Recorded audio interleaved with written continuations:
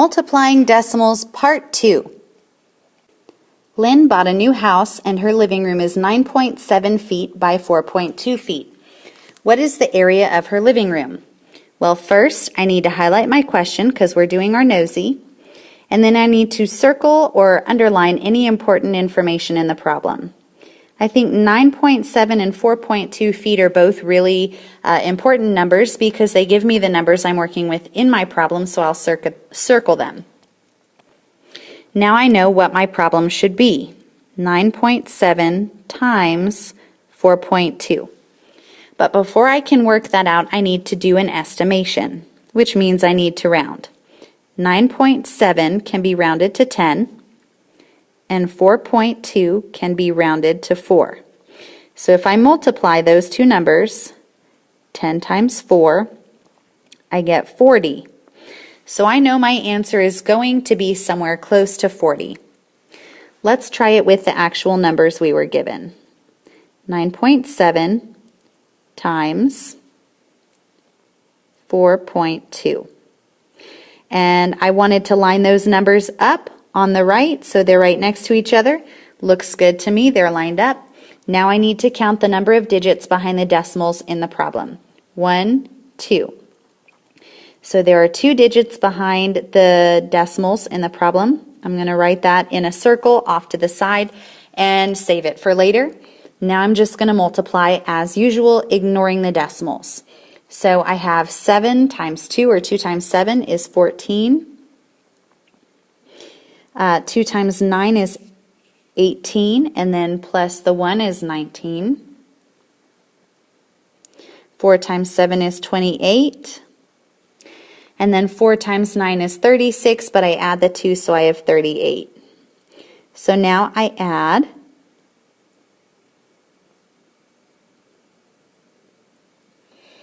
Alrighty, and I'm not done yet because I still need to put the decimal back in the answer. That's where this number comes in. I need to have 2 digits behind my decimal in the answer. So here's 1, 2, which means my decimal goes there.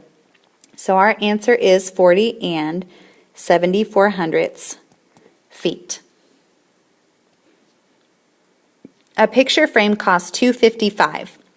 A party planner wants to buy 59 picture frames for an upcoming event. How much will they cost? So I highlight my question, how much will they cost? And I'm going to circle any important information in the problem. That gives me my numbers I'm working with. So I have 2.55 times 59. And of course, before I solve, I need to do an estimation, so I'll round. 2 and 55/100 can be rounded to 3. 59 can be rounded to 60. So let's multiply those two numbers.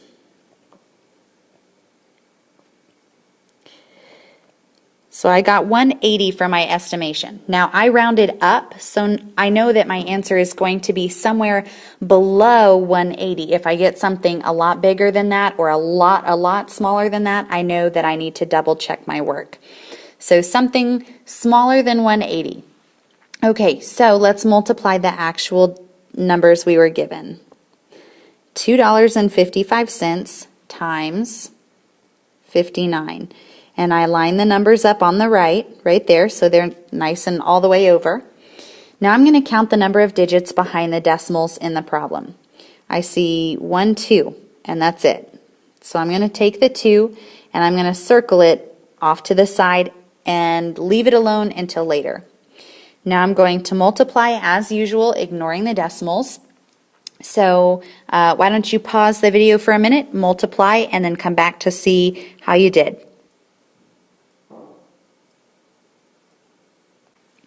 So once you've multiplied, hopefully you have 15045 in your answer. And that's when we come back to that 2 that we circled. There need to be 2 digits after the decimal in our answer. So we have 1, 2, which means my decimal goes right there. So the cost of the picture frames is going to be $150.45. So it was less than our estimation, like we said, because we had rounded up.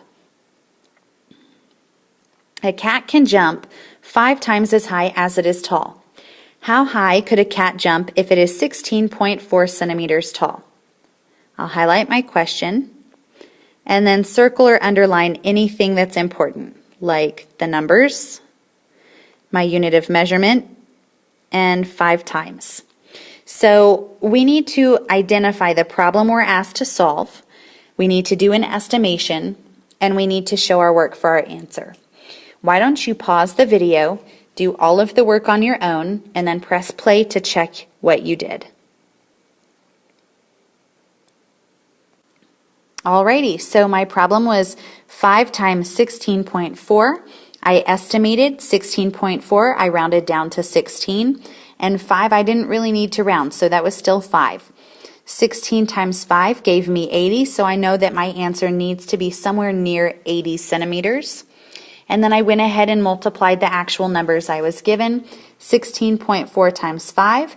I lined all of them up on the right-hand side, identified the number of digits behind my decimal and circled it off to the right, and then multiplied as usual, ignoring the decimals, until the very end when I counted 1 digit and then I added the decimal so that I had 1 digit behind the decimal. And my answer was 82 centimeters.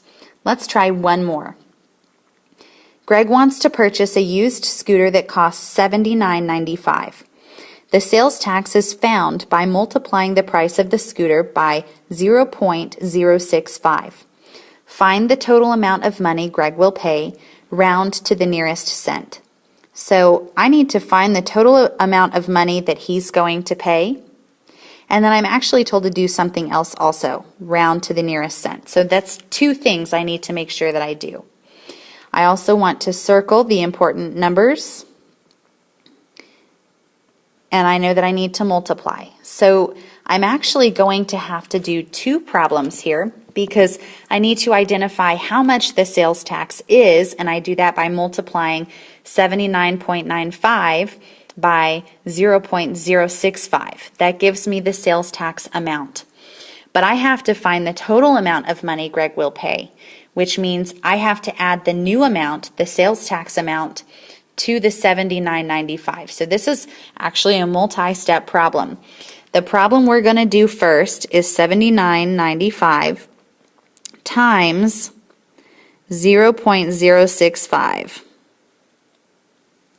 Okay, and then eventually after that we're going to add $79.95 to that answer to get the total. So those are our problems. Now let's go ahead and do the estimation, and why don't you press play once you're done with that. My estimation, the answer I got was $5.60. So let's see what we actually get when we work out the problem.